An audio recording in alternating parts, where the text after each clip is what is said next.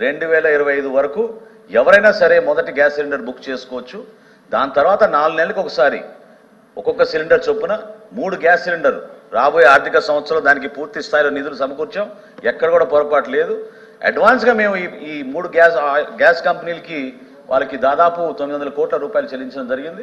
రాబోయే రోజుల్లో ఆ విధంగానే మేము సిద్ధంగా ఉన్నాం. ఎక్కడ ఎవరికి అనుమానాలు అవసరం లేదు అధ్యక్ష. అంటే మంత్రి గారు చెప్పిన దాని ప్రకారము ఈ సంవత్సరంలో 2 సిలిండర్లు మీ లెక్క ప్రకారం అయితే 2 సిలిండర్లు వస్తాయి. ఆ నెంబర్తో మన అంతే కదా. అది కాదండి, budget is for the financial year March 31, 2025.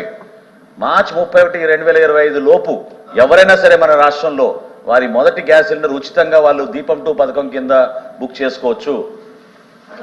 Okay, అంటే అధ్యక్ష మంత్రి గారు చెప్పిన ప్రకారం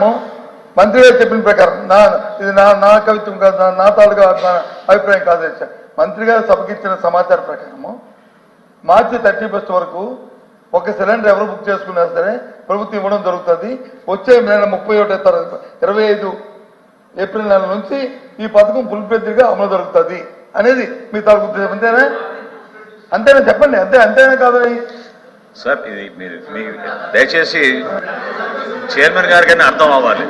ఎందుకంటే కావాలని అనుమానాలు సృష్టించడానికి ఒక ప్రయత్నం చేస్తున్నారు. ప్రతి 4 నెలలకి ఒక సిలిండర్ అనేటువంటిది ఓవరాల్ పిక్చర్ లో 3 గ్యాస్ సిలిండర్లోని. అది కూడా కారణం ఏంటంటే యావరేజ్ కన్జంప్షన్ ని తీసుకున్నప్పుడు పేద మధ్య తరగతి వాళ్ళు 2.5 నెలల నుంచి 3 నెలల్లో ఒక సిలిండర్ కన్జ్యూమ్ చేస్తున్నారు అన్న దాని ప్రాతిపదికగా ఆ నిర్ణయం తీసుకోవడం జరిగింది.